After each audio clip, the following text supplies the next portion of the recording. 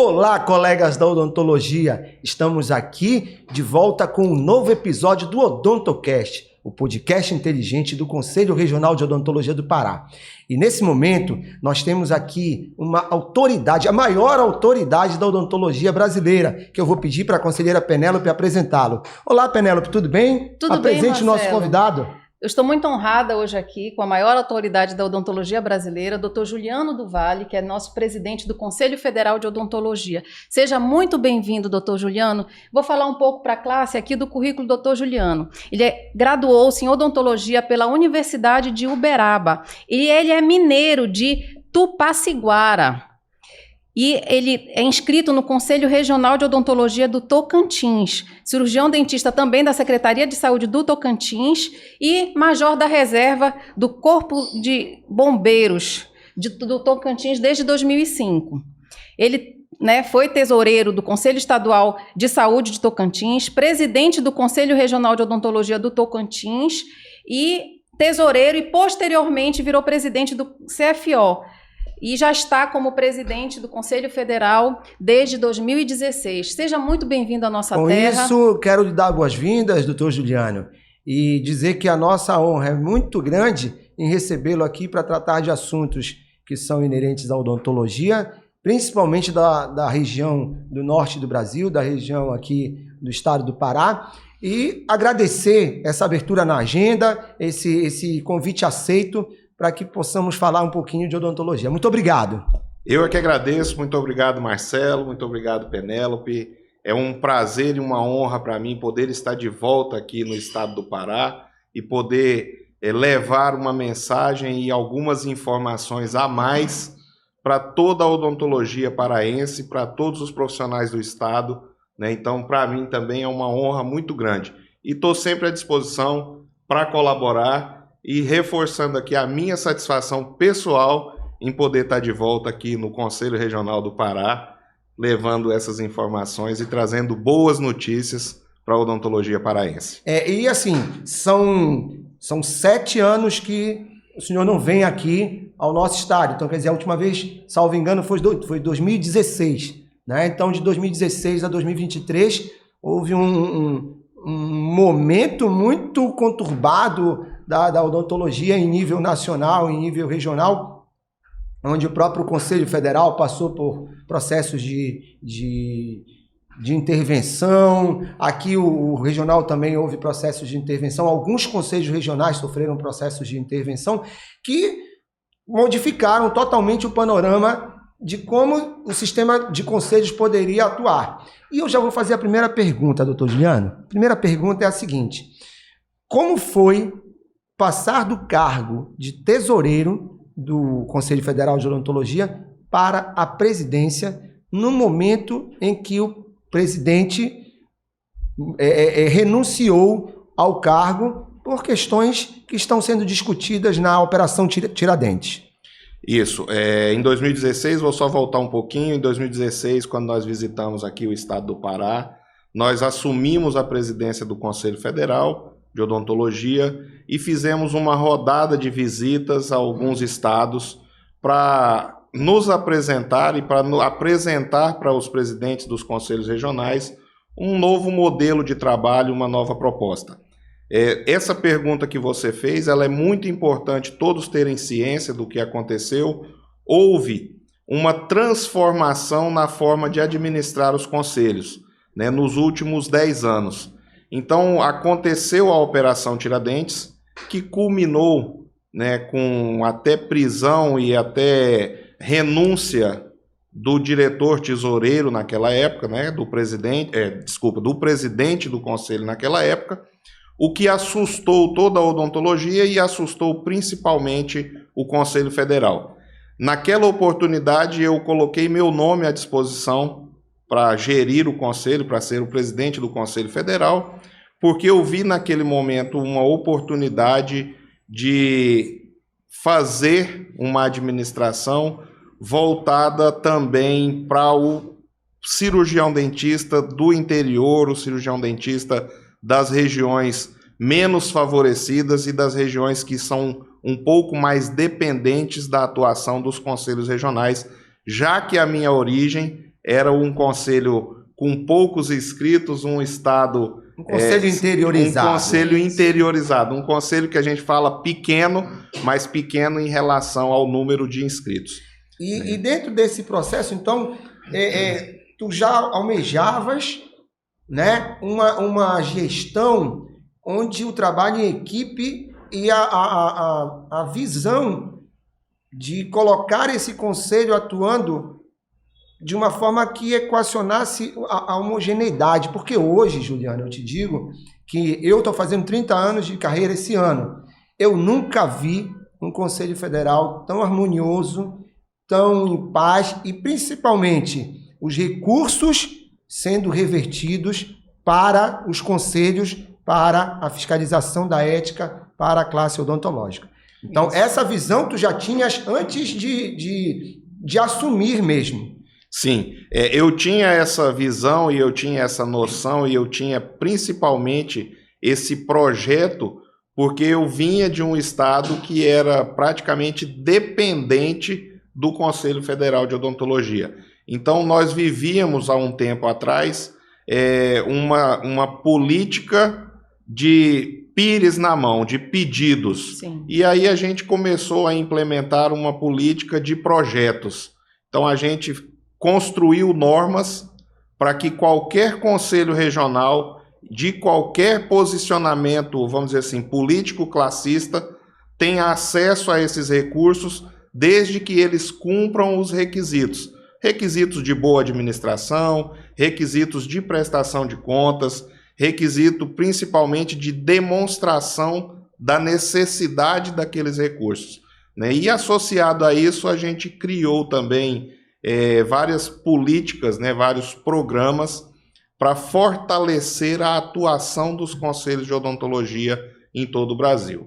É um ponto interessante, Penélope, e eu já abri para tu falar isso também, porque eu estou com a cabeça aqui cheia de ideias, é que, salvo engano, o Conselho vai fazer agora 60 anos, ano que vem, 2024, e eu desconheço essa política de investir no sistema de conselhos até essa gestão tua e da tua equipe. Sim. Porque antes, o terço que ficava, para que todos saibam também, toda a arrecadação do sistema de conselhos é arrecadado para o CFO, que repassa 2/3 aos regionais. 1/3 fica com ele. Isso. E hoje esse 1/3 que ficaria com o federal, ele está repassando e fazendo subvenções, subsidiando esses programas, que graças a Deus o Conselho Regional do Pará hoje está aderindo a todos eles. Sim. Nós já aderimos a 2, já recebemos verbas federais, que são programas que já estão acontecendo conosco. Queremos mais ainda, porque realmente nós precisamos, não estamos com o pires na mão, mas é uma parceria, uma forma de trabalhar em conjunto. Outros conselhos também, a grande maioria está recebendo porque está enquadrado nas exigências. Então, dentro dessa ótica, a odontologia só tem se fortalecido como a maior e melhor valorizada do mundo, né? Que é o slogan do Conselho Federal. Fala um pouquinho sobre essa odontologia e depois a Penélope pode fazer a pergunta dela. A odontologia brasileira, ela transformou-se muito nos últimos anos, graças principalmente a uma super qualificação dos profissionais, né, a um super empenho e um super investimento pessoal de cada profissional que leva a odontologia brasileira aos níveis mais altos do mundo. E esse reconhecimento, em todos os lugares que a gente tem oportunidade de ir, ele é claro e ele é cristalino para todos os cirurgiões dentistas do mundo. O Conselho Federal, ele tem trabalhado, ele tem tentado ajudar a classe, ele tem tentado fazer o seu papel, né, não atrapalhando esse crescimento e fomentando políticas para que isso aconteça. Nós temos feito uma atuação também junto ao poder político, né, à administração pública, criando melhores condições para a odontologia brasileira, criando mais acessos, né, para a população aos serviços odontológicos. E aí eu me recordo que nós tivemos no primeiro ano que nós assumimos, uma solenidade no Palácio do Planalto, em que o presidente, à época, destinou 300 milhões de reais para a odontologia brasileira. Aquilo foi quase que um fato inédito para a odontologia, né? Depois disso, nós já tivemos em várias oportunidades com representantes do Ministério da Saúde, com os próprios ministros, né? Com vários governadores de estados, promovendo e divulgando a importância do reconhecimento do cirurgião dentista e da odontologia como saúde pública, né, como fator de saúde da população. Então, a odontologia e a saúde bucal, ela não pode ser vista como um anexo ou como uma parte da saúde. Ela tem que estar integrada a toda a saúde do paciente, e nós temos lutado com todas as forças para que isso também aconteça. Aliado, óbvio, como a gente já disse no começo, a uma gestão eficiente, né, e a uma gestão participativa com os conselhos regionais, levando as demandas e principalmente sendo atendidas essas demandas, né, porque essas demandas são históricas em praticamente todos os conselhos de odontologia, né, mas que não tiveram a oportunidade de resolver esses problemas até o momento. Então, a gente está criando mecanismos para, se não conseguir solucionar, mas pelo menos de imediato amenizar esses problemas. É inquestionável, Marcelo, a atuação do Conselho Federal de Odontologia, que está ampliando, abrindo esse horizonte para a odontologia brasileira, esse fortalecimento, principalmente dos conselhos regionais. Então, quando nós falamos aqui, é muito bom que a classe saiba, né? A gente é um meio de comunicação, de informação, que são programas que vão trazer recursos para o nosso conselho regional, para que a gente devolva, né, para a classe todo aquele investimento que tanto a classe reclama todo ano. Vamos pagar anuidade e a gente não vê retorno. Mas esses retornos estão acontecendo porque muitas das vezes são mecanismos que não são tão divulgados, mas que a gente mesmo aqui no Conselho Regional, para a gente receber esse recurso, a gente tem que mostrar o nosso trabalho, a gente tem que validar, né, através de um trabalho transparente, e para ter esse retorno. E agora nossos projetos justamente serão, né, juntamente com o Conselho Federal, dar mais ainda esse retorno à nossa classe. Uma pergunta, na verdade, um questionamento que eu queria lhe dizer é que, mediante o desafio dos cursos de odontologia, nós temos mais de 600 cursos abertos no Brasil, doutor Juliano. Como a gente vai manter essa qualidade? E eu queria que também o senhor explicasse à classe essa questão que muitos dizem, poxa, o Conselho Federal de Odontologia não vai fazer nada com relação a isso? Então, eu acho que é uma pergunta bem pertinente, que os colegas esperam da gente. Eu vou, como a gente está num bate-papo, eu vou falando de uma coisa e lembrando de outra, sim, e aí inserindo as duas respostas.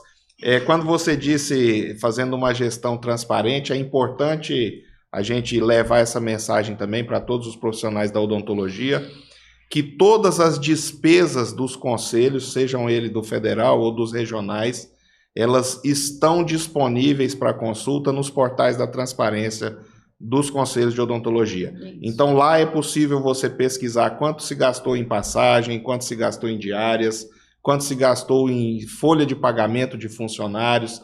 Então, isso é importante para a gente desmistificar aquela imagem que você disse que o profissional só reclama, que pagou a anuidade e não viu aonde o seu dinheiro foi empregado, onde foi gasto, ou até se foi bem gasto ou mal gasto. Exato. Então, o portal da transparência possibilita esse acesso a todos os profissionais e a toda a sociedade em si. Voltando agora na questão da educação, né, da formação, é inegável que houve uma explosão do número de cursos de odontologia em todo o Brasil e, consequentemente, um aumento expressivo do número de profissionais. Mas isso também, nós temos que criar mecanismos para fazer com que a população tenha acesso aos serviços odontológicos. Porque eu digo sempre, em todas as oportunidades que eu posso, eu digo que Se nós temos muitos dentistas e temos muitos milhões de pacientes que ainda não têm acesso ao serviço odontológico, está faltando uma ponte de ligação, ou criar condições financeiras para que os pacientes vá aos consultórios particulares, ou criar condições em políticas públicas de que o serviço público contrate profissionais com um salário adequado, com um piso salarial adequado e coloque à disposição da população a saúde bucal pública. Me permite só fazer um adendo disso. Quando nós falamos em acesso à odontologia, a OMS ela preconiza que são aproximadamente 1.200 habitantes para cada dentista, certo? Logicamente, isso daí a gente sabe que não existe de uma forma igualitária, né? Então, tem cidades como São Paulo que chega a ter ali 400 habitantes por dentista, e tem interiores do Brasil aí que tem 3.000 pacientes para um dentista.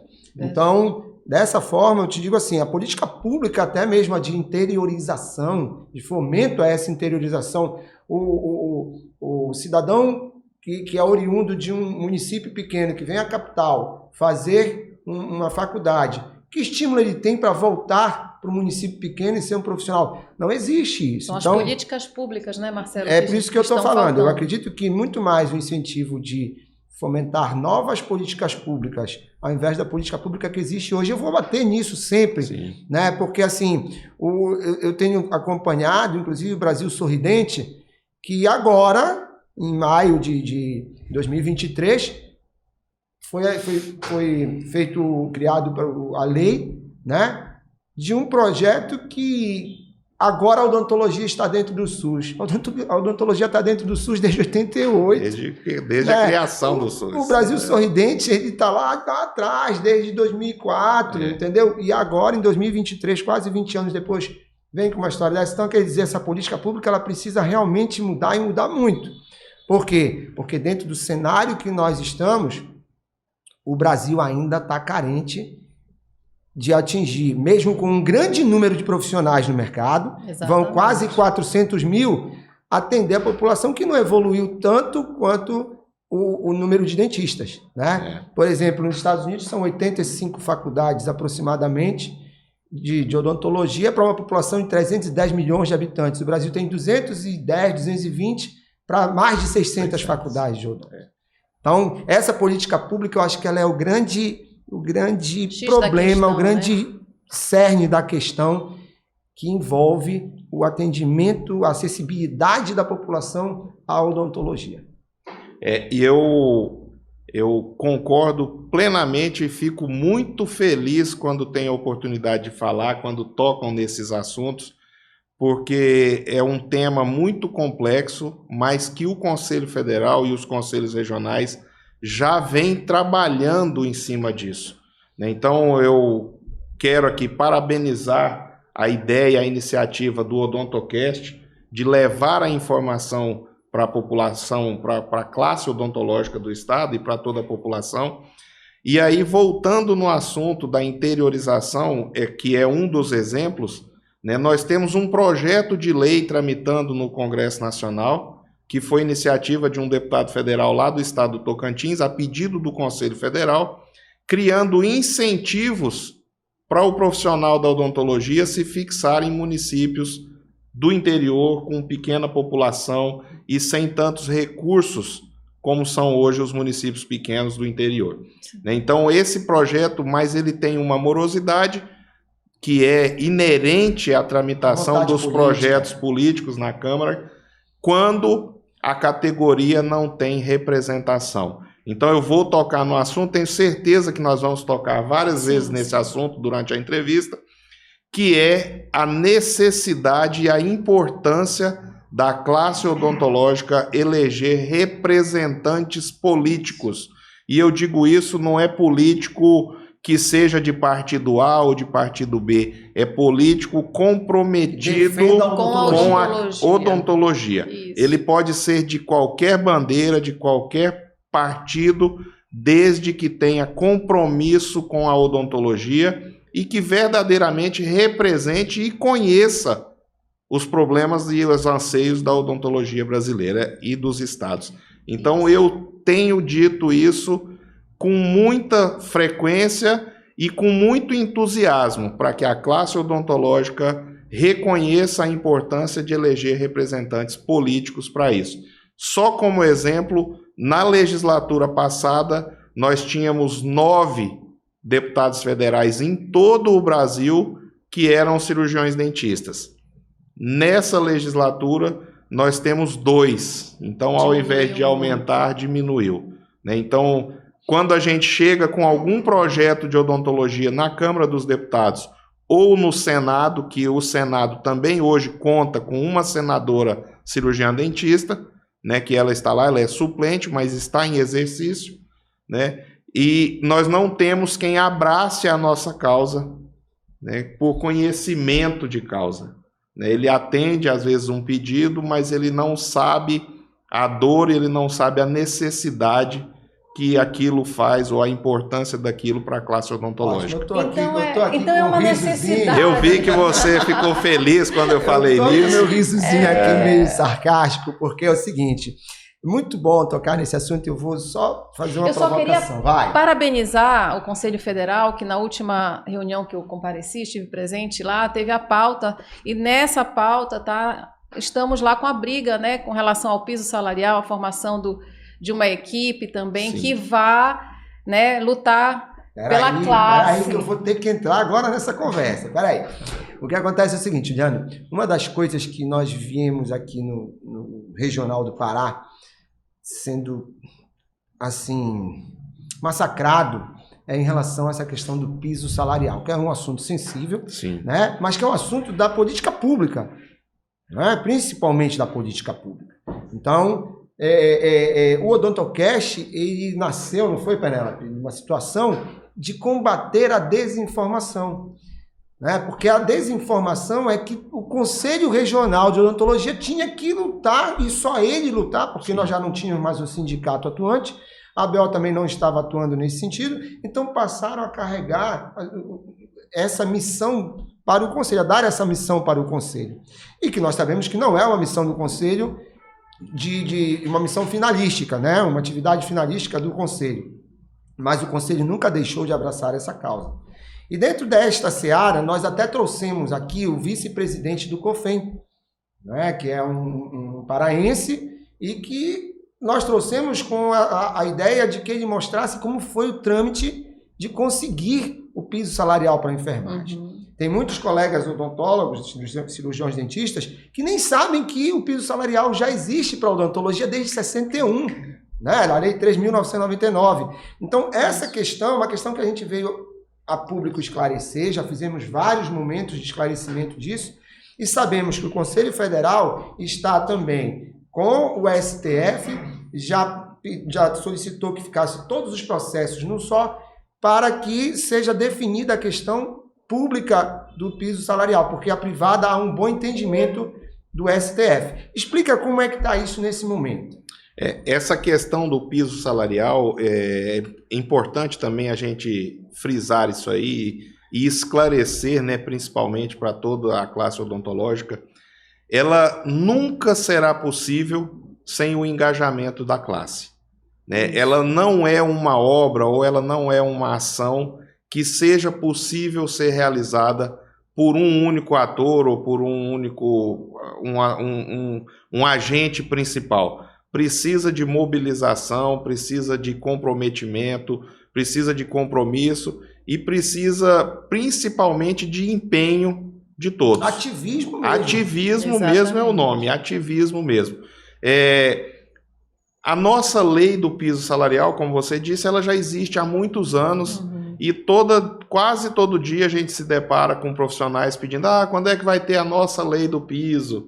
Nós já temos, falta é colocá-la em aplicabilidade, em prática.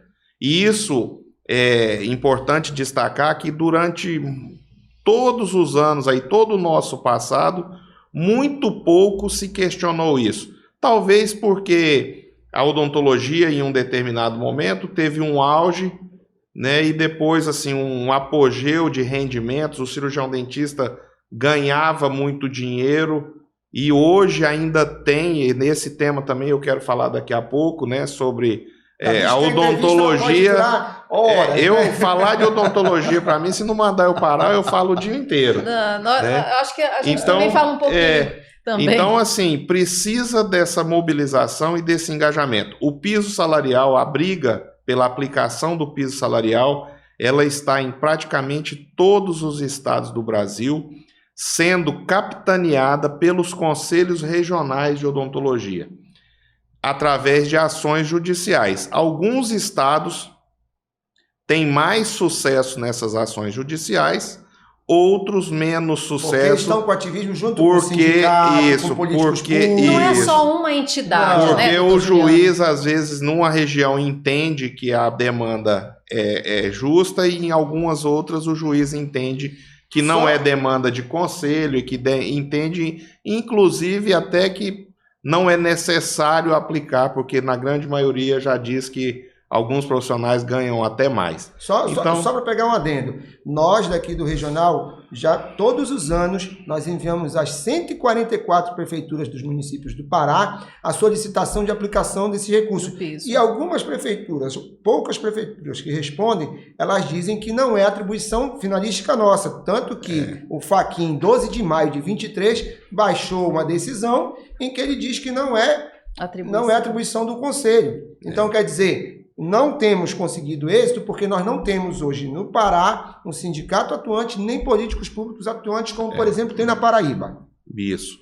E assim, você acabou de tocar num ponto importantíssimo.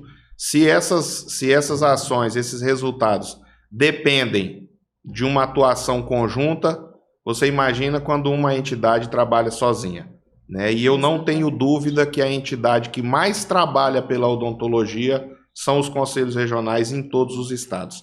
Até por questões mesmo legais, os sindicatos passaram por um desmantelamento nos últimos anos, com o corte dos recursos, então eles não têm mais condição de encabeçar essas lutas, essas brigas. Mesmo sendo a atribuição deles. Mesmo sendo a atribuição deles.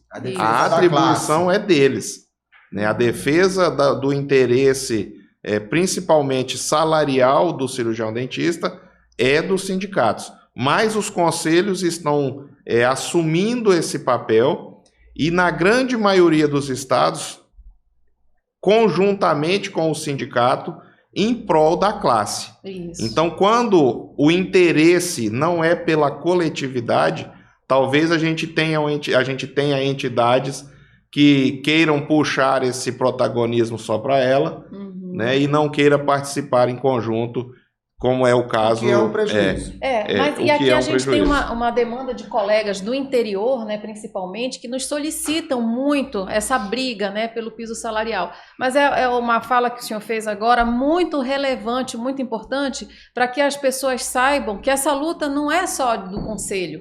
Essa luta tem que ter a parceria de outras entidades. Então, infelizmente, aqui no Pará, nós temos o nosso conselho, que estamos fortes, graças a Deus, juntamente, né, com o apoio do Conselho Federal de Odontologia, mas a gente solicita também que a classe se una e que fortaleçam também as outras entidades, que é isso que também está faltando para cá. Exatamente. Né? Porque nosso estado é continental, presidente. Então, fica muito difícil que somente o Conselho consiga atuar nessa grandiosidade que é o estado do Pará. O Pará cabe em 4 Espanhas. E é isso também que é um fator que gera muita dificuldade para a normatização das ações pelo Conselho Federal, né? Muitas vezes uma regulamentação do Conselho Federal, ela pode ser boa para um estado como São Paulo ou Minas, mas ela pode ser péssima para o Amapá, ou para o Tocantins, ou para Roraima, e vice-versa. Às vezes a gente vê uma situação que aflige um estado pequeno, né, com pouca população, com poucos profissionais, mas que é favorável num estado grande. E a gente não pode criar uma legislação que se aplique em cada estado. E, por exemplo, então, por isso a importância de fortalecer os conselhos regionais, para que eles façam esse papel e essa luta de defesa também dos profissionais nos estados, que ninguém melhor do que o Conselho Regional para conhecer as dificuldades do seu estado,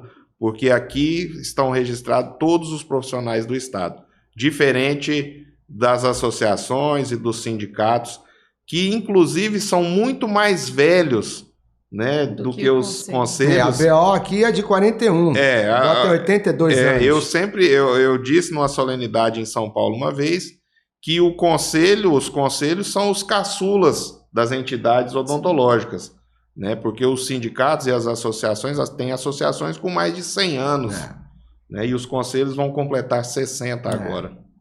Mas para a gente não perder o fio dessa conversa sobre o piso, para finalizar em cima disso, até a questão de pagar esse piso em determinados municípios, ela é diferente. Um município pequeno não tem uma renda para pagar o piso, mas um município grande, por exemplo, no Pará, tem 2 municípios que pagam muito mais do que o piso, que é Marabá e Paraupebas. Sim. Até porque tem incrementos ali de royalties da Vale e tudo. Então, quer dizer, até isso tem que ter um certo cuidado para tomar poder decisório nesses casos. E voltando à primeira pergunta que eu te fiz, que eu acho que a gente divagou um pouquinho, como está a relação com o STF do mote de processos num só processo e quando o STF vai dar esse veredito? Porque era 1 ano o prazo, tá? Eu acho que está acabando esse prazo. Na verdade, todas as ações elas são independentes nos estados e algumas já estão subindo para os tribunais superiores e no STF já tem uma ação que está dependendo de um julgamento que vai refletir na grande maioria dessas ações no Brasil inteiro, né, que é sobre a competência ou não dos conselhos estarem brigando judicialmente por essa matéria que é o piso, a aplicação do piso salarial. Nós estamos lançando agora, já está lá, já está sendo acompanhado pelos jurídicos dos estados. Essa matéria ela é muito preciosa para a odontologia e para os conselhos, porque nós fomos os únicos, né, os conselhos de odontologia, que conseguiram chegar até esse nível de discussão que é levar essa matéria para o STF. Mas nós estamos agora para o mês de outubro, né, com a programação de lançar uma frente nacional de defesa da aplicação do piso. E isso envolve colocar um grupo de procuradores jurídicos dos conselhos para acompanhar essa matéria de perto, né? Então, para tomarem decisões colegiadas sobre o que melhor fazer nesses casos. Nós sabemos que tem a autonomia administrativa de cada conselho regional, mas como tudo que está acontecendo é compartilhado numa rapidez muito grande pela informação, né? Então é justo e é preciso que sejam discutidos antes da tomada de decisão, para minimizar as chances de decisões erradas, né? Então nós estamos lançando essa movimentação, essa frente, esse grupo de trabalho com presidentes e com procuradores jurídicos para acompanhar essa matéria com a certeza, assim, com a presença que é preciso, né? Porque o judiciário ele tem demandas imensas, ele não consegue julgar tudo que chega até ele. Isso a gente sabe. Umas vezes por realmente alta demanda, outras vezes por conveniência ou por receio devido ao grande número de decisões conflitantes. Como a gente já disse, tem estado que o CRO ganha todas e tem estado que o CRO entra em todas as ações e o juiz não defere para ele, né? Então, a hora que o STF decidir isso, nós vamos ter um cenário muito mais tranquilo para trabalhar em relação à luta pelo piso. Mas é muito importante, né, essa presença marcante do CFO, né, juntamente com essa comissão, para justamente até fazer uma pressão, mostrar que a odontologia ela tem representatividade, pode não ter tanta representatividade política, mas tem representatividade de classe, que está lutando, né, por uma valorização para a odontologia se manter nos patamares de melhor do mundo, né, Marcelo? Então vamos entrar já em outro assunto sensível também. Essa questão do STF, a gente já sabe que está com prazo finalizando.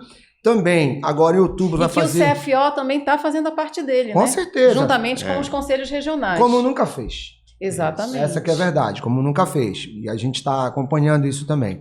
Então, quase extinguindo o prazo do STF se manifestar a respeito se o Conselho vai passar a ser o grande responsável por essa luta pelo piso, que ainda não é, que o Fachin, em decisão monocrática, deixou bem claro isso em 12 de maio de 2023. Essa é a última notícia que se tem, que vale. Mas também está fazendo um ano que o Conselho Federal ele judicializou o MEC em relação a não abrir novos cursos, nem novas vagas nos cursos que já existem. Né? E como é que está isso aí? Infelizmente, nós não tivemos êxito na ação judicial, né? Ela continua tramitando por uma decisão final disso. Nós pedimos uma liminar para suspender, né, essas autorizações, não conseguimos o pedido liminar e a ação continua tramitando em busca de uma decisão definitiva sobre isso. E continuam abrindo novas faculdades.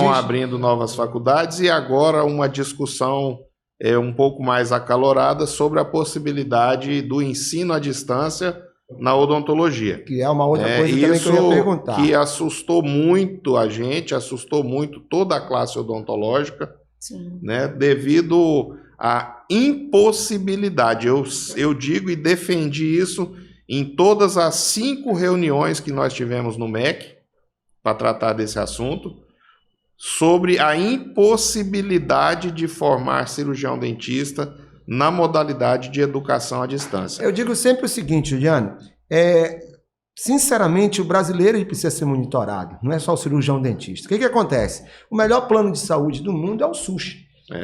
Tecnicamente, o SUS ele te dá tudo o que tu precisa. Toda a cobertura, né? O EAD, no máximo até 40%. Daqui a pouco vai estar querendo fazer tudo que puder fazer em EAD. Então, isso precisa ter sensibilidade, precisa ter critério. Eu não sou nem contra, realmente, alguma área, né, aquela área inicial ali, teórica, legal, pode até ser, mas enveredar para uma possibilidade de abrir para EAD, como vão fazer isso de forma distorcida, como fizeram com o SUS, não existe para mim. O grande problema, como eu disse, é a dimensão,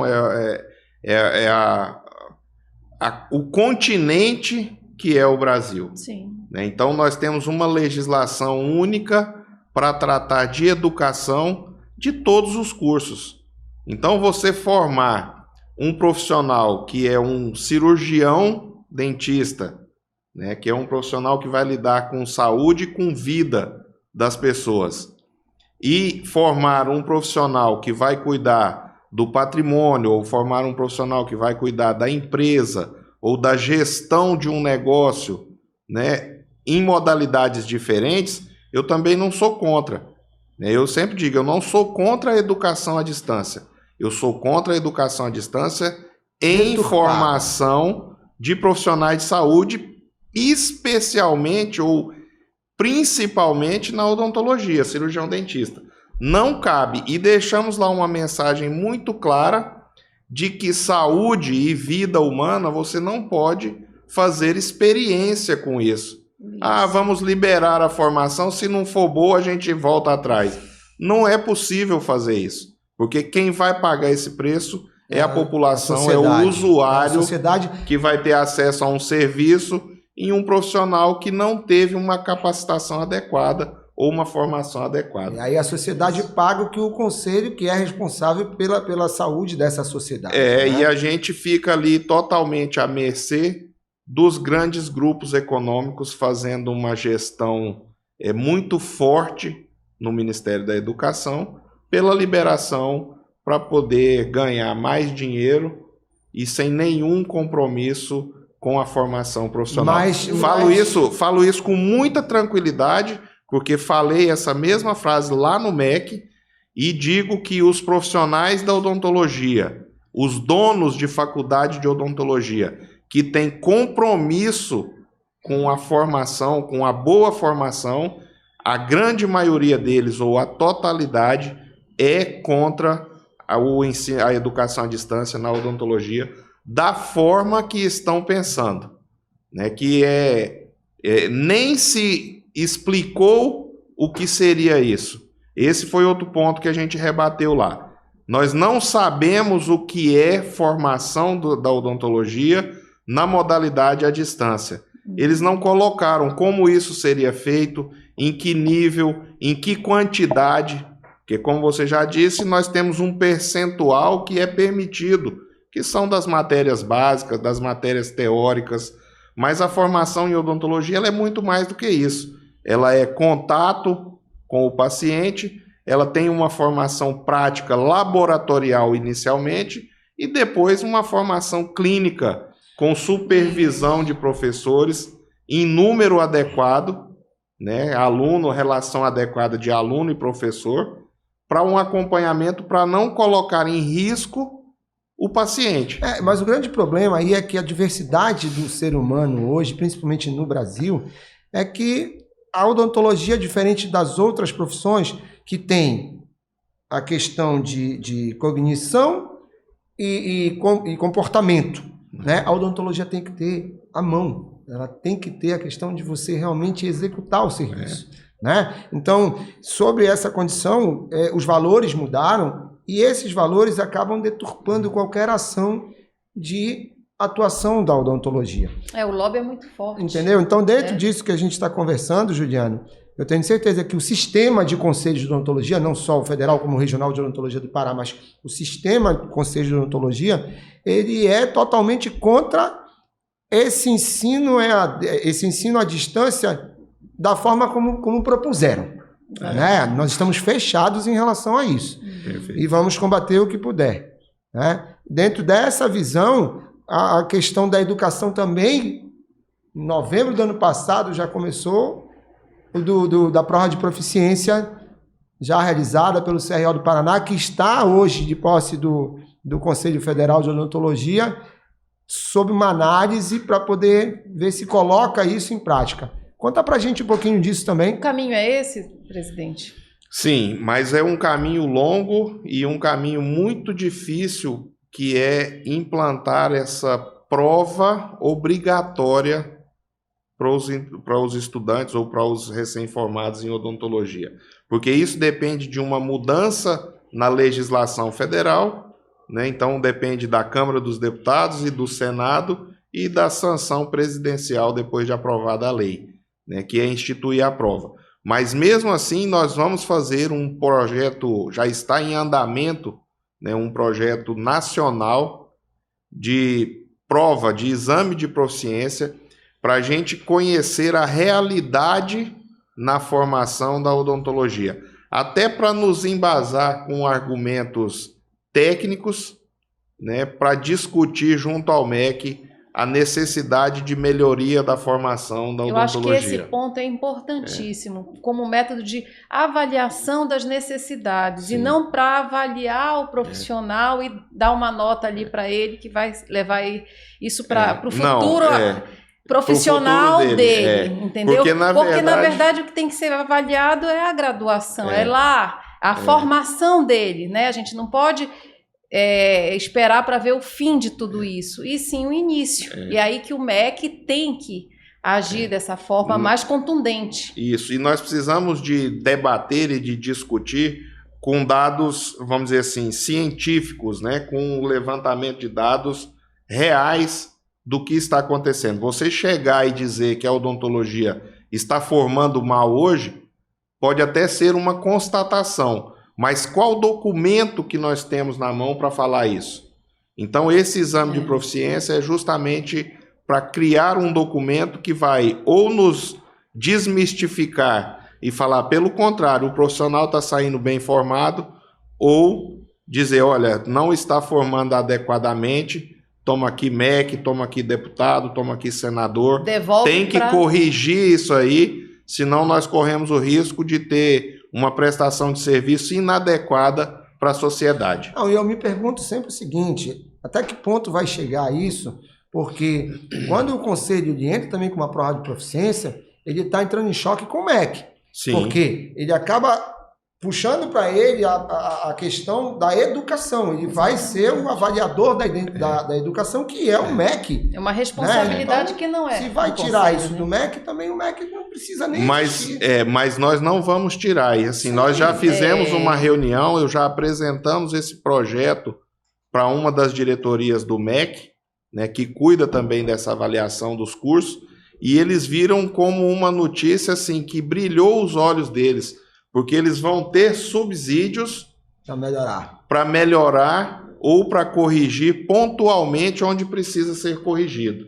Sim. Então eles ficaram assim muito empolgados, já perguntaram até se já tinha data, se já tinha contratado, como seria, e isso está em tramitação, né? Nós estamos em contato com a empresa para poder fazer o projeto piloto a nível nacional, né? Então eles viram, e a gente, de posse desse resultado, vai levar para o MEC e falar, ó, o resultado foi esse, desse cenário aqui que a gente fez a prova, que não é uma prova obrigatória, né, porque nós não podemos obrigar, né, então é uma prova, vamos dizer assim, é um levantamento. Sim. Muito mais para poder levar essa informação para quem tem responsabilidade. Nós não vamos penalizar ninguém, nós não vamos ranquear ninguém, vai dizer, olha, esse é a melhor faculdade, ou essa é a pior, ou esse é o melhor aluno. Então vão ter as faculdades aprovadas e os alunos aprovados, e as faculdades não aprovadas e os alunos não aprovados, para informação interna. Entendi. Não pode ser divulgado e não será divulgado. Uma maneira de filtrar, né, presidente? Até para trazer essa informação também, e para a gente poder ver onde está essa qualificação, como anda essa qualificação. Até porque mais de 600 faculdades no Brasil não é brincadeira não, né? Tem que ter uma fiscalização em cima, tem que ter. Vamos agora internalizar um pouquinho, já externalizou bastante, vamos internalizar para dentro do sistema de conselhos. Em relação ao Conselho Federal de Odontologia, nós temos, salvo engano, 13 comissões. Não é isso? Me corrija se eu estiver errado. São 13 comissões? Eu não tenho essa informação na cabeça agora. Aqui, a minha diretoria aqui, são 13 comissões, 13, é isso? 13. Tá, o ponto eletrônico já deu aqui. Então, dessas 13 comissões, nós temos uma que está responsável pela atualização do nosso Código de Ética Odontológica. Sim. Que está com 10 anos, né? Naturalmente defasado, porque em um ano já acontece tanta coisa, imagina em 10. Então, qual é a previsão desse final de trabalho da comissão do novo Código de Ética Odontológica? Já tens isso? Não tem data limite, não tem data estipulada, não tem data fixada, mas nós estamos correndo para atualizar o Código de Ética, né, criando aí um capítulo ou reforçando ou reformulando principalmente o capítulo da comunicação, né, que é o grande... Sim. Ele até que fazer a resolução 96 para readequar. É o grande calcanhar nosso X ali da questão. Imagina que há 10 anos atrás não tinha WhatsApp. Mas olha, Marcelo, nós do Conselho Regional do Pará, assim como outros conselhos, têm feito as cartilhas também. Sim, né, nós juntamente com a OAB, que isso também serve de um apoio até para o Código também de já Ética. Fica que nós fizemos junto com a OAB, com a Comissão de Direito de Saúde da OAB, que hoje eles estão fazendo isso, os principais pontos aí em relação à publicidade, principalmente respeitando a 196 e o que diz o nosso Código de Ética Odontológico atual. Porque se nós temos mais de 600 faculdades, os processos também aumentaram. Né, contra a odontologia, contra os profissionais. Então é uma coisa que a classe ela tem que também se atualizar, tem que ter muito cuidado, né, para buscar sempre a ética profissional. Mas então, ainda não tem um prazo definido, mas está sendo trabalhado. Já está sendo trabalhado e já está sendo com muito cuidado. Sim. E com uma atenção especial, principalmente a tendência judicial de cada assunto. Sim. Né? O que a gente hoje, nós, principalmente eu me incluo ali, no que a gente pensa às vezes em relação à publicidade, pode não estar de acordo com as decisões judiciais. Então, não é a minha opinião ou a opinião de dois ou de um grupo mais velho que tem que prevalecer. Tem que ter uma discussão, tem que ver a tendência do judiciário em relação a essas divulgações, mas também nós temos que respeitar a legislação. E aí eu vou dar um exemplo aqui que recentemente o Conselho Federal de Medicina autorizou a divulgação de preço de consulta, exclusivamente de consulta. Não pode divulgar preço de outros tratamentos ou outros procedimentos, só de consulta. Mas a legislação da odontologia, ela tem lá num artigo especificamente que é proibido divulgar preços. E na legislação da medicina eu não encontrei em lugar nenhum.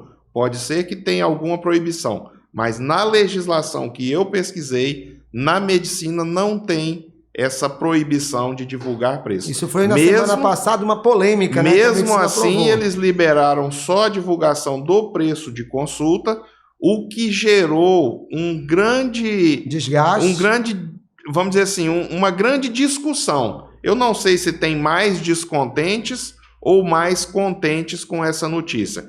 A minha opinião pessoal é que o profissional, ele não gostou dessa notícia. Sim. Quem gostou disso foram operadoras de plano, foram empresas de medicina que vão divulgar e daqui a pouco vão concorrer e competir anunciando consulta médica a R$19,90 e fazendo, depois que o paciente entrou, uma venda casada com outros produtos, o que seria uma infração ética absurda. É só uma porta de entrada. É só uma porta de entrada para a captação dos pacientes. Isso. E a medicina e é a uma odontologia, mercantilização, a odontologia desleal. principalmente, não pode, o objetivo não pode ser financeiro em primeiro lugar. Né? Ela tem a proteção da saúde do paciente em primeiro lugar e depois as outras. Meu ponto aqui está dizendo, qual é o tempo que falta? Quanto tempo? Nós estamos realmente já extrapolando o nosso tempo. Tem tanta coisa para falar, mas o que nós já falamos também foi bastante relevante, bastante interessante. E, Juliano, eu quero te dizer assim, em relação hoje à perspectiva do Conselho Federal de Odontologia, com novos projetos, né, que vocês, a equipe de vocês está pensando. Nós tivemos há pouco menos de um mês a criação da odontologia hospitalar, né, da especialidade, passando a ser agora 24 especialidades odontológicas, mas ela não tem a lei que faça a odontologia hospitalar ser aplicada dentro dos hospitais. Isso, de certa forma, não tem uma implicação dentro da classe odontológica. Se cria a especialidade e não pode ser obrigada a ser aplicada no hospital. O que tu achas disso? Como a gente poderia trabalhar isso? Eu acho, a minha opinião e a minha experiência, ela mostra que a legislação e a regulamentação, ela vem na esteira do acontecimento. As coisas vão acontecendo e depois vão ser regulamentadas ou vão ser criadas as leis, né? Não o contrário. Eu não posso criar uma lei sem ter a especialidade e não posso criar uma lei obrigando a ter um serviço que não se constatou ou não se viu ainda a eficácia, a necessidade, o que, no caso da odontologia hospitalar, já está mais do que comprovada a eficiência, a eficácia, a necessidade, a economia, o benefício que traz à sociedade. Tudo que a odontologia hospitalar traz já está comprovado. Nós tivemos, inclusive, a aprovação da lei no Congresso Nacional, né? E a Presidência da República, naquela época, vetou a lei, né? Nós tentamos derrubar o veto, foi uma grande mobilização, foi talvez a maior mobilização política da história dos conselhos de odontologia e da odontologia em si, mas infelizmente não conseguimos. Esse projeto, apresentado com uma roupagem diferente, está tramitando novamente. O relator, que é um deputado federal de Goiás, que é médico, que é o Zacarias Calil, ele está sensível à nossa causa, ele admite, ele já reconheceu a importância disso. E na Covid, agora, na pandemia... Na pandemia, a odontologia foi, vamos dizer assim, é triste a gente falar isso de pandemia e tudo, mas para a odontologia teve um papel importante que foi firmar a imagem do cirurgião dentista como um profissional de saúde capaz de contribuir com a saúde em qualquer nível e em qualquer condição e num patamar, vamos dizer assim, altíssimo nível para toda a sociedade. Então, a odontologia brasileira deu provas de que é profissão de saúde de extrema necessidade. Então, assim, contribuiu significativamente para o enfrentamento da pandemia. Torcer para que essa lei seja logo sancionada, aí, que dê tudo certo, porque a população precisa muito da odontologia. E nós precisamos também, aí já devolvendo, né, uma missão, nós precisamos conscientizar as assembleias legislativas nos estados para que façam essas legislações estaduais, os presidentes de Câmara de Vereadores, os vereadores, para que façam essas leis nos municípios, né, obrigando a presença do cirurgião dentista nas equipes hospitalares dos municípios, dos estados e depois a nível nacional. A gente sabe que não é uma tarefa fácil, mas ela precisa de ser enfrentada juntamente com a correção dos orçamentos financeiros para a saúde. Um grande problema da odontologia é a verba não ser, como diz no linguajar político, carimbada para a odontologia. Ela chega destinada à saúde e a saúde aplica ela em qualquer outra área, menos em odontologia. Então, nós precisamos de criar essa regulamentação, né, pelo Ministério da Economia, pelo Ministério da Saúde. Mas isso é um reflexo da falta de representatividade da odontologia. Da falta de representatividade, né? E como você deu exemplos aí de municípios no Pará que pagam um salário muito mais alto do que o piso, né? Nós temos isso provavelmente em decorrência de uma boa saúde financeira do município, mas sem nenhuma sombra de dúvida em decorrência da conscientização desse gestor, até mesmo através da participação de um profissional da odontologia, orientando ele na equipe dele ali, da Secretaria de Saúde, ou na equipe dele, vamos dizer, de apoiadores dele, né? Na equipe que circula na gestão, né? dos que dão opinião para ele. Então, eu não tenho dúvida que se a odontologia trabalhar com esse foco também, nós vamos conseguir melhorar cada vez mais a saúde pública bucal. O meu ponto eletrônico aqui está... Vai já, Marcelo. O ponto está dizendo que a gente está no limite. Eu vou fazer a minha última pergunta. Pensa numa pergunta para a gente fazer para o Juliano e eu já vou iniciar assim. Juliano, agora eu vou trazer um pouco mais para dentro da casa aqui, para dentro do regional do Pará. Em primeiro lugar, o Roberto Pires me colocou numa missão que tu carimbaste, né? E eu estou aqui 3 anos e meio depois com uma grande equipe, uma equipe que eu tenho o maior respeito e admiração, onde eu nunca trabalhei sozinho, eu sempre trabalhei com todos eles. E eu espero que o Conselho Federal esteja satisfeito com o que nós estamos fazendo aqui dentro hoje, que nós realmente reequilibramos o nosso Conselho, nós temos muitos projetos esses que têm a parceria com o Federal, tem projetos que não têm a parceria com o Federal, que são projetos mesmo de dentro de casa, e melhoramos em muitas coisas, temos muito a melhorar, e uma das coisas que nós realmente ampliamos foi o nosso poder de fiscalização. Em 2020 nós fizemos 500 fiscalizações, 2021 nós fizemos 1.094, 2022 nós fizemos 2.066 fiscalizações, e agora nós estamos caminhando para tentar finalizar 2023 com mais de 3.000 fiscalizações. Então houve uma ampliação com a ajuda do Federal, Hoje estamos incluídos no PROMAC, que é a melhoria administrativa, porque nós tivemos todas as exigências requeridas pelo federal para participar desses programas, graças a todo um trabalho de readequação administrativa, financeira, contábil, jurídica, enfim. E dentro disso, nós conseguimos adequar essas condições e ter hoje dois veículos dados pelo federal, com 2 equipes, agora uma sendo fomentada pelo federal, entre outras coisas. E nós estamos também pleiteando futuramente a questão daquela resolução que fomenta a ampliação e reforma da nossa sede, que hoje está precisando muito, que nós queremos dar conforto para os profissionais que venham até a nossa sede, melhorar os nossos serviços. Nós tínhamos, e já falo aqui também no programa, a nossa telefonia estava com muitos problemas e muitas reclamações. E agora nós compramos uma nova central com a ajuda do PROMAC também, né, dentro de todo esse processo para melhorar essa condição de comunicação.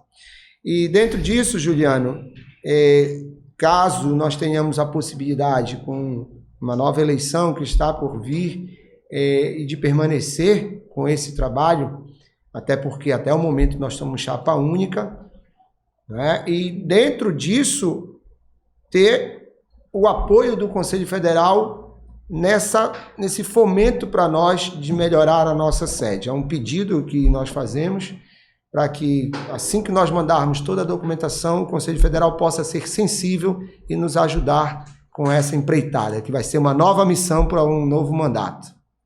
Bom, você iniciou falando que seria um pedido, né? Então pode considerar como um pedido aceito. Tem aqui o compromisso do Conselho Federal em fomentar recursos financeiros para essa reforma e ampliação da sede, né, do CRO do Pará. Nós temos uma limitação de orçamento, então nós recebemos os projetos e vamos colocando ele nos orçamentos até dos anos seguintes, né? Porque o recurso ele é limitado, então nós temos que dividir e as necessidades são muitas. Nós já atendemos em mais de 40 milhões de reais, né, em mais de, acho que 12 ou 13 estados com reforma e ampliação de sede.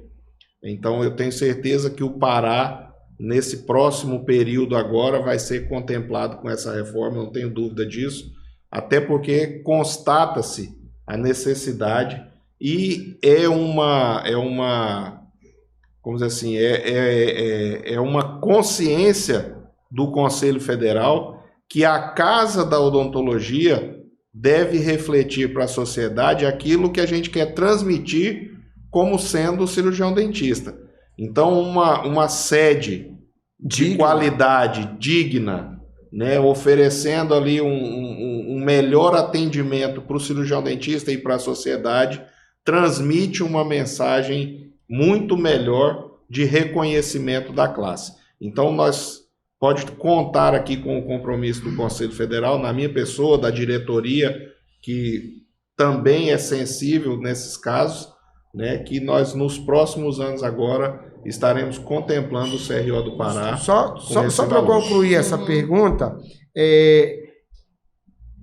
a satisfação que nós estamos hoje com o federal, ela também seria hoje, isso é importante dizer, no sentido do federal ter visto o trabalho que o regional fez dentro de 3 anos e meio, onde nós não tínhamos nenhum norte, nós estávamos realmente terra arrasada aqui. Procede isso em relação à visão que o federal tem hoje do regional? Qual é essa visão? Sem dúvida, Marcelo. Você que acompanha mais de perto o trabalho, vocês que acompanham mais de perto o trabalho do Conselho Federal, sabe que nós lá mudamos um pouco o discurso de política para gestão. Nós fazemos política, eu não tenho dúvida que nós fazemos política todo dia. Política é habilidade de negociar. Mas nós estamos muito preocupados com a gestão e é por isso que eu digo, quando atende os requisitos, e o CRO do Pará tem dado exemplo disso, na adesão dos convênios, que tem que estar tudo regular e comprova que está regular, na aprovação de contas. Já aprovamos 5 contas em 3 na anos e meio. Na aprovação das contas. Então, tudo isso reflete para o Conselho Federal uma tranquilidade para poder fazer esse tipo de compromisso que eu fiz aqui agora. Né? Então, nós reconhecemos a administração boa de todos dos conselhos regionais que têm uma boa administração. E aí você acompanhou de perto alguns momentos em que o Conselho não aprovou contas de outros estados, alguns momentos que o Conselho Federal criou ressalvas nas prestações de contas de outros estados. Até não aprovou do estado do Pará em 2019. Até não aprovamos a do Pará em um passado aí recente, né, que a gente sabe que não aprovou e que gerou prejuízo, e acredito que talvez até hoje ainda gere algum tipo de prejuízo para a administração do CRO do Pará. Sim, o nosso início não foi fácil, realmente, né? Viemos, como o Marcelo falou, de uma terra arrasada, e hoje, depois de quase 3 anos, é que a gente está conseguindo colocar, né? Já organizamos muitas coisas, estamos colocando a casa em ordem, mas sem o apoio do Conselho Federal, realmente isso seria mais difícil. Então, assim, eu não tenho uma pergunta, é só uma constatação, né? Que o Conselho Federal tem nos ajudado demais nessa missão, nessa nobre missão da gente conseguir, da gente promover e valorizar a nossa odontologia paraense. A visita hoje foi para o Odontocast, foi uma visita técnica, veio aqui conhecer a nossa sede, já firmamos esse compromisso, né, Marcelo? Então a gente daqui é trabalhar, né? Muito trabalho pela frente, se Deus quiser, e muito feliz com a sua vinda, da sua comitiva aqui no estado do Pará, e no nosso Conselho Regional de Odontologia.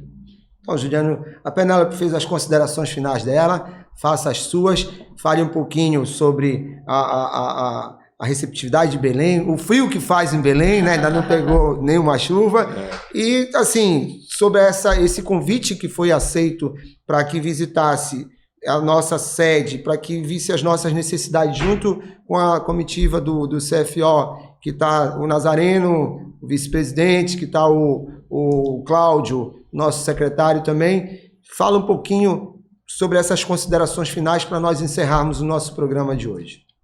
Volto, como se diz, mais uma vez para casa, feliz, né, de ter reencontrado aqui no Pará os amigos que tem aqui, feliz com a visita aqui na sede também, para conhecer um pouco mais da realidade atual, que há pouco tempo não era muito boa, né? Nós sabemos disso, e o Conselho Federal teve problemas aqui no estado do Pará, mas que nós conseguimos, graças a Deus, acertar e superar, em razão da boa relação, em razão do compromisso do Conselho Regional com o Federal e do Conselho Federal com o Conselho Regional também.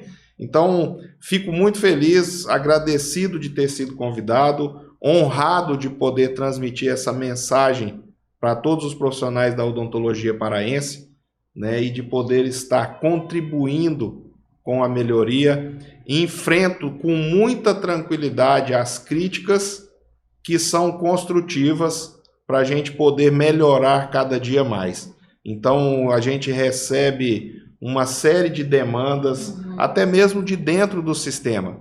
E a gente não é o dono da razão, nós não temos sempre a razão, nós sempre discutimos, como fazemos em cada reunião, como essa que a gente faz aqui no Pará, né, a situação local e o que nós podemos fazer de melhor para contribuir e solucionar os problemas daqui. Então, fica aqui mais uma vez o compromisso da atual gestão do Conselho Federal em colaborar com a gestão de vocês e com o Conselho Regional do Pará, para que a classe odontológica, né, do Estado e de todo o Brasil seja a grande vencedora de tudo isso e a grande beneficiada com essas melhorias. O Conselho Federal tem trabalhado muito, até concordo que os resultados são limitados, porque não dependem só do nosso trabalho, dependem da Câmara dos Deputados, do Ministério da Saúde, do Ministério da Educação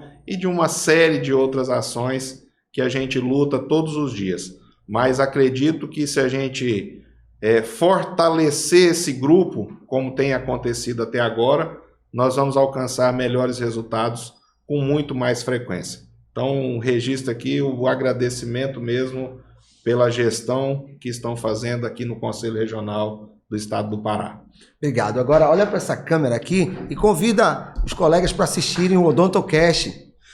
Então, eu quero convidar todos os profissionais da odontologia do Estado do Pará, especialmente os cirurgiões dentistas, para acompanharem os episódios do Odontocast, o podcast inteligente da odontologia paraense.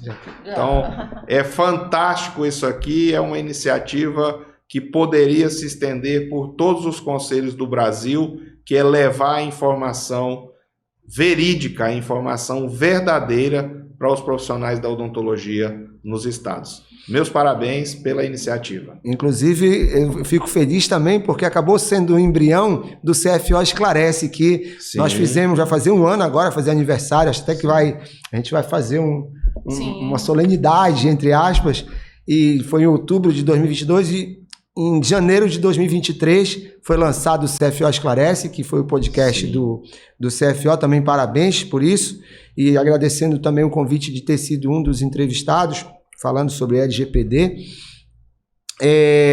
Dizer para toda a classe odontológica paraense que vocês não sabem o quanto foi difícil trazer a comitiva do CFO aqui com o Juliano, porque a Penélope, quando eu disse assim, nós precisamos trazer o CFO ao CRO Pará, ela disse assim, tu não vais conseguir.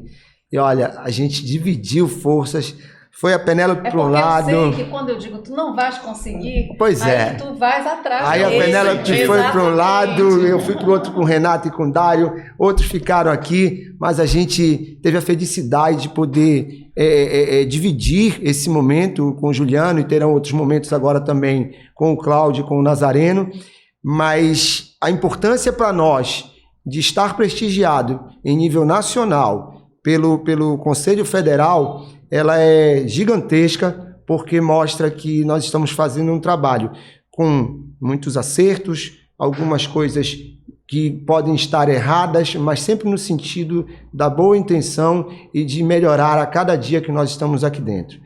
No mais, eu quero agradecer a Labo Dental, do meu amigo Pedro Pessoa, que cedeu as canequinhas para a gente. Juliana, a caneca é sua, a Penélope também. Sim. E agradecer a toda a classe odontológica paraense que está nesse momento nos assistindo. Dizer para vocês que o Odontocast é o podcast inteligente do Conselho Regional de Odontologia do Pará. E ele leva a informação correta, a informação verdadeira para todos nós. Fiquem com Deus, um grande abraço a todos e até o próximo episódio.